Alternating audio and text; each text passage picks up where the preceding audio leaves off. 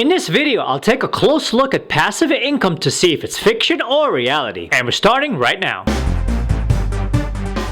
So admit it, you're fascinated by passive income. You've read all about it and you've watched more than a few YouTube videos on it, and who can blame you? The story is certainly a tempting one. You spend your days on the beach while the money rolls in from multiple sources of income. But is any of this true, and does passive income really exist as you imagine it? Well, I've got a bit of good news and more than a bit of bad news on this topic. Passive income, it turns out, is indeed a thing, but it is also quite different from how most people imagine it, and also far less passive. Let's take a closer look, and if you love these kinds of finance and investing videos, drop a like, and please do consider subscribing to the channel. So first off, here's a little known fact. The term passive income, while used extensively to describe just about any source of income that you don't have to actively work for, is actually a very specific definition used by the IRS for tax purposes. The IRS defines true passive income as either A, business activities in which you don't materially participate, or B, rental activities even if you do materially participate,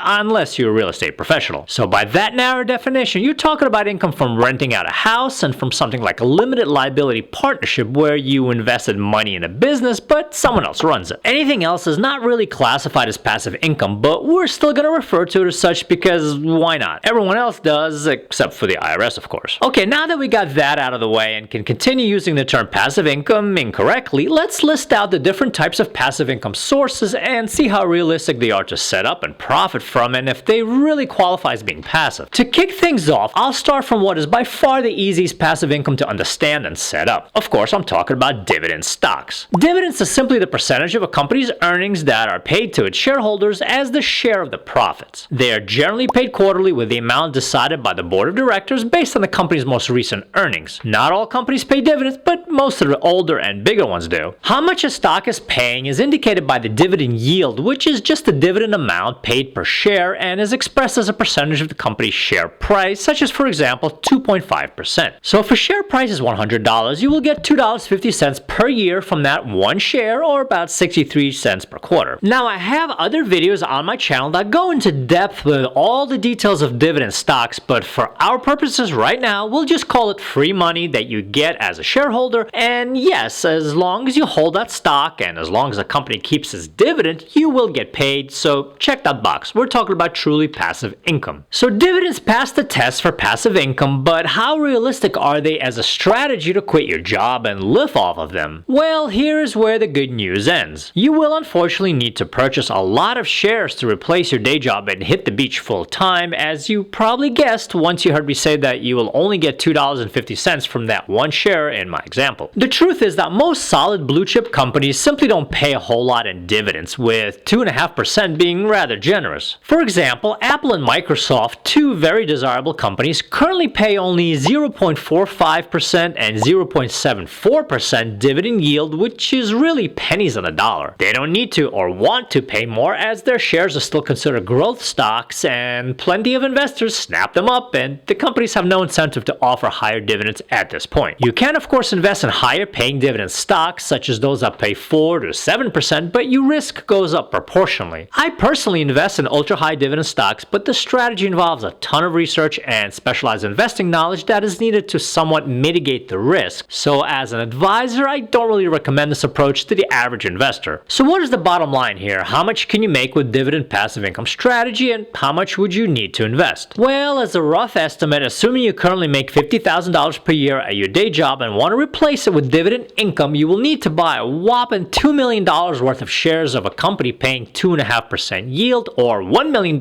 in shares of a company paying 5% yield. That is a lot of investing, and we're not talking about living large here. This is just to replace a middle income salary. In conclusion, dividend investing is a valid passive investing strategy, but one that takes years to build up, and the income you get will not be huge. Okay, let's continue on and discuss a few more sources of passive income. One of them is royalties from something like a book, piece of music, or even a patent. This is certainly a do it once and collect money from it sort of situation, situation, but the catch, of course, is that you need to have the ability to create something that people will want to buy and keep buying for months and years down the road. Also, it's worth noting the obvious that unless you're a best-selling author, music artist, or a successful inventor, the amount of money you will get will generally not be a whole lot. I know this from personal experience, as I have a fairly successful college textbook that I wrote over 15 years ago, and I have been updating annually since then. It's sold to students at two-year technical colleges and currently averages about 1,000 units in sales per year. Some time ago, when it was at its sales peak, it still never really made me more than about $6,000 to $7,000 annually, and it's quite a bit less now, which is to say it's not life-changing money, but passive income nonetheless. Now, something similar to royalties is the third passive income source that I want to talk about, and that is the courses that you can sell. Again, you need to have the skill and the ability to create something that people will want to buy, but I would argue that unlike writing a book, far more people can create a short webinar or digital course based on a skill they possess, and this source of passive income is one of my favorites. To set this up, identify a skill or knowledge that you have that people would want to learn. Then find a way to present it in a way that is engaging and record it with either you on video or using animations or stock footage with a voiceover. Basically, whatever works to get your ideas across while still being professional. Then pick a platform to market and sell this course, such as udemy.com, teachable.com, kajabi.com, or any of the other platforms out there. If your course is successful, you will earn a % royalty, and it could be truly passive income, though obviously the initial effort of content creation and ongoing updates and marketing is anything but. Like most digital content, courses are replicable and scalable and can make you good money if they sell thousands of copies, but competition is stiff and you really need to develop your brand to be accepted as an expert in your field. I also have some experience with this and sell a personal finance course on udemy.com. It has sold steadily but in small numbers, but I do expect the sales will increase as my brand expands. Okay, so for passive income source number 4 and 5, let's come full circle and talk about the original two IRS definitions of passive income that I mentioned at the beginning of the video, and that is renting property and being a partner in a company. Let's take these one at a time. Being a landlord and renting out your house or several houses is the original passive income business and likely the first you may have thought of. However, there are two huge issues here. One is the sizable investment of capital needed to purchase even one home, with the down payment and closing costs running into the tens of thousands in some parts of the country. Investment properties also require a larger down payment, and that is just to acquire them and doesn't include the ongoing maintenance and repair costs, as well as the commitment of time. How much can you make with rentals? Here also, the news isn't too good. If you purchase a property outright in cash, then the entire rental profit minus property taxes and maintenance expenses will go into your pocket. But if you're like most people and need to take out a mortgage, then the amount of collected rent will generally only be slightly more than the mortgage payments, and rental experts consider making just a few $100s profit per month from your property as good income. You really need a collection of properties or multifamily apartment building to see substantial income, and it would also help to hire a property manager to free up your time to make it passive. Up until all of this happens, you really cannot classify rentals as a source of completely passive income. It'll take time, effort, and a lot of cash invested to get to that point. Now, as far as being a silent partner in a company you invested in, well, that one can be a great source of passive income, and it really hinges on just one thing: whether or not this company you invested in is successful. If it is, and your active partners manage it well, your investment will be recouped, and you will have received a steady income of dividends, cash payments, or whatever method is in a compensation contract. If you bet wrong, you of course will get none of that and may lose everything you put in. So there are a few more passive income sources that are worth mentioning, but again, the level of passiveness and income is not guaranteed. One such activity is affiliate marketing, where you link from your website, blog, or YouTube channel to a seller of a product or service and make money every time someone clicks that link. The catch, of course, is that you already need to be running a successful site or channel to place these links, or the seller won't even agree to this, citing low traffic. While there are pathways for smaller channels, the really desirable affiliate programs from somebody like Amazon, for example, won't take you seriously unless you have at least 10,000 subscribers, so my own channel with just over 2,000 subs at the time of this video will have to wait. Some of the remaining passive income ideas include additional financial investing ones, such as opening a high-yield savings account and investing in I-bonds or other treasuries, which all pay up to 5% at the time of this video. You can also make passive income from your vehicle, such as renting it out on a site like Turo.com, and it's not just vehicles, you can also rent out tools and specialized equipment. Finally, if you don't mind driving around in a billboard, you can rent out space on your vehicle and get it wrapped in a large advertisement from a local business to create a passive cash flow. Watch out though, that idea does come with mileage requirements, as the business wants to see that you drive enough enough to expose the vehicle to a lot of potential customers. So the common theme with many, if not all, passive income ideas is twofold. They may not be passive and they may not provide enough income to make it worth it. Now, I'm not in any way against any of these ideas, and I do pursue quite a few of them myself with the goal of establishing multiple streams of income. You do, however, need to enter these ventures with eyes wide open. The truth is that for an idea to become a source of significant passive income, you will need to work on that idea relentlessly, and it will be some time before it bears fruit, and you will almost certainly sink a tremendous amount of money and time into it. That brings me to my final and perhaps most important point. As you can see, there's no free lunch, so do not fall for charlatans on YouTube and other social media platforms that promise you that passive income for little effort. That simply doesn't exist, and they're making their money from courses and advisement purchased by easily duped wannabes who think there are shortcuts to success. All you have to do is ask yourself, if it's that easy to set up a guaranteed source of passive income, why aren't these people just doing it for themselves instead of working hard to sell you some useless course? Okay, hopefully you got a really good idea now of the nature of passive income, and I wish you the best of luck in setting up your own streams of income so you can finally retire and sit on that beach. Please do smash that like button and subscribe to the channel, and I will see you in the next video.